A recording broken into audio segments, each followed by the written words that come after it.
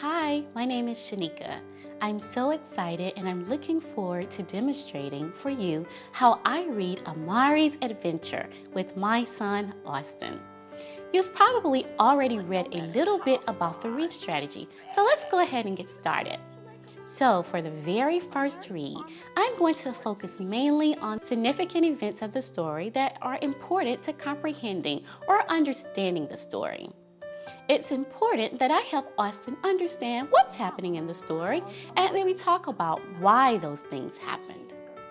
Understanding the events of the story is really the first step to understanding the story itself.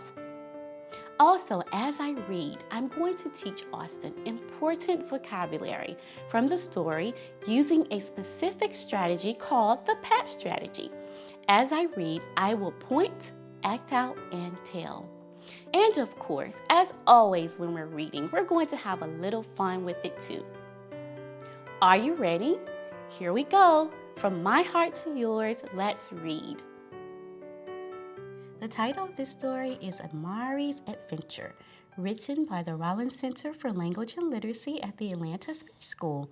It's illustrated by Maurice Jackson Jr. Here, Austin, I noticed here's a sign that says Zoo Atlanta. I wonder what this little girl is doing at the zoo. So let's read and find out. Amari's Adventure. Amari, called her dad from downstairs. Wake up. It's your special day with Mama and Will. But Amari was already awake. She sat up in bed and she hugged Tiger and whispered, "Today is the day." Amari seems excited or really happy. Can you make your face look excited? Wow, that's a nice, exciting face. Amari and Will followed or went behind Mama toward the bus stop. Amari studied the reflections in the window, and reflections are what you see when you look in the mirror. Her brother's head bobbed tall above hers. Mama and Will and Mama walked faster than she did, so Amari skipped her feet every few steps to keep up. I noticed that there's a statue of Dr. Martin Luther King Jr. He was a great leader who helped people.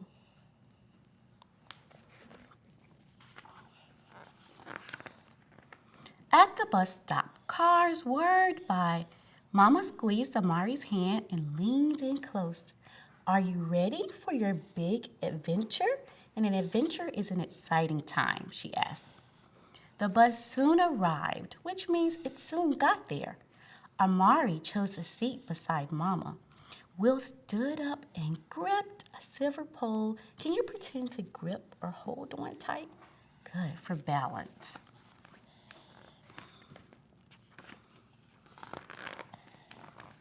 The zoo was a busy place. Amari and Will bumped their heads together looking at the map. Where are the tigers? Asked Amari. We'll see them after the parakeet house, answered Mama. Amari sighed. When you sigh, you breathe in and out slowly. Can you sigh too? I sighed. There was a sturdy log fence at the elephant exhibit, and an exhibit is a place where you see interesting things. Will barely noticed the fence, but Amari had to stand tall on her tiptoes to see over it. Know what? Said Will. I read at school that elephants can eat up to 600 pounds of food a day. Things like honeydew melon, celery, lettuce, and sweet potatoes. Just like we dig up in the community garden, laughed Amari. So they eat their fruits and veggies just like us. And she giggled. Can you giggle like Amari? I wonder if Amari is comparing herself to Will and thinking about how different they are.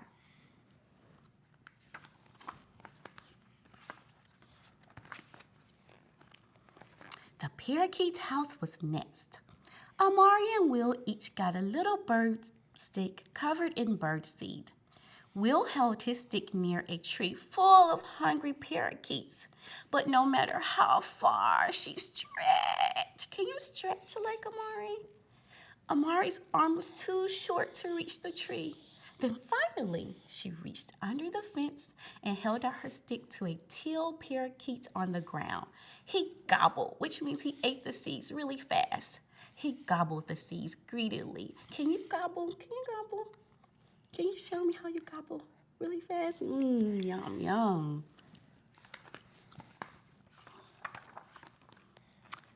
Amari saw the sign before Will did. The tigers, she shouted. The highlight, the best part of our adventure, our exciting time, said Mama happily. A crowd, a large group of people standing close together, was gathered at the window of the tiger exhibit, the place where you see interesting things. Their bodies made a wall and blocked Amari's view. Oh no, I remember. Here in the beginning of the story, Amari was really looking forward to seeing the tigers all day. So this crowd is really in her way. This is a real problem. Amari has been really looking forward to this, and now the crowd is creating a wall. Oh my goodness. She couldn't see a thing. Her heart beat fast and her throat felt tight. Then she noticed something there at the bottom corner of the window. There was an empty space. No one was there in the crowd. I'm small enough to fit there, she thought. I think Amari is getting an idea of how to solve or fix her problem. Let's continue to read to see if she can solve her problem. So she wiggled. Can you wiggle? Can you make your body wiggle? Through the crowd. Remember, the crowd is a large group of people standing close together. And she made sure to say, "Excuse me." Once she reached the window, she stared in awe at the group of tigers on the other side of the glass. Amari is determined to see those tigers. She's working really hard at it until she gets to see them. Then a young tiger set off by himself. Suddenly, all at once, he looked up at Amari. Their eyes met. Amari held her breath. Can you hold your breath? Wow.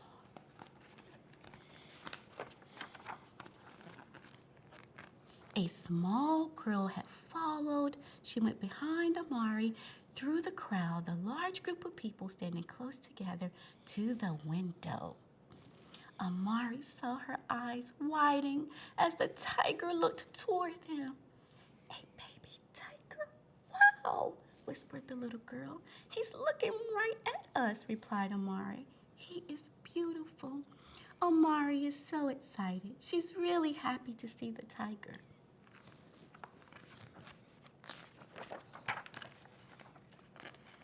Later, Mama spread their picnic blanket by a big oak tree at the park. Amari lay down on the sunny part of the blanket, closed her eyes, and smiled. What are you thinking about, my little problem solver? A problem solver is someone who fixes things when things go wrong, whispered Mama, looking up from her sandwich.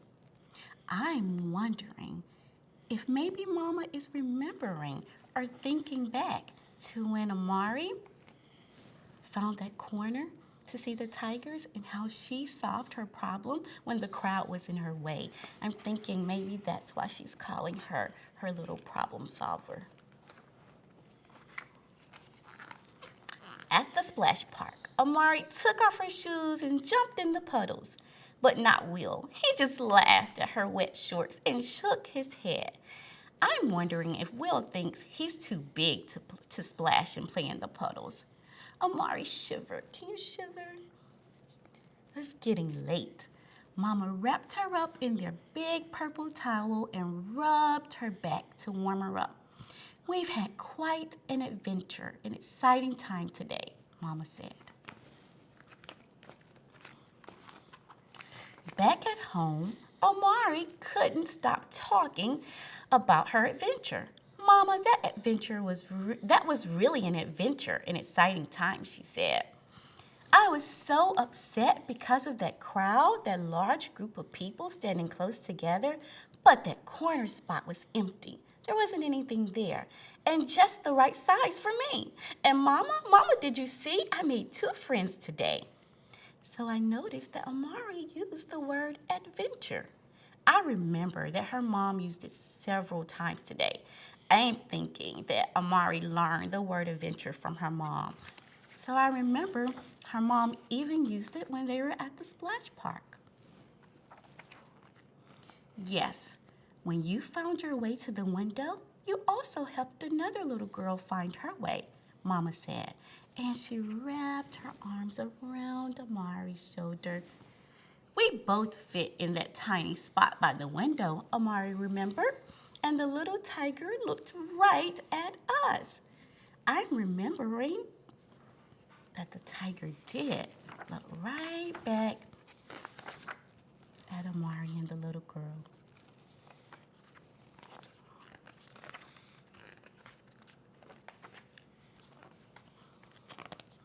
Amari laid her head on Mama's soft lap. Mama's flowered skirt smelled like fresh cut grass from the park. I wish I had seen that tiger, Amari, Dad said. It sounds like it was a real adventure. Amari grinned, then glanced up at Will brushing his teeth across the hall. He stood tall, leaning toward his reflection. Remember, a reflection is what you see in the mirror. Snuggling in close to Mama, Amari said, I'm smaller than Will, but today I felt big. The end. So, why do you think Mama called Amari a problem solver? Because she saw a little crack and then she went and squeezed right through and looked at the tigers. Okay. And what was the original problem? Why was that why did she have to find that corner? Because there was a bunch of crowd of people and she couldn't see the tigers. Right, there was a crowd of people. They were blocking her view of the tigers. So she was a problem solver. She fixed her problem by finding the empty spot. Did you like the story? All right, good job.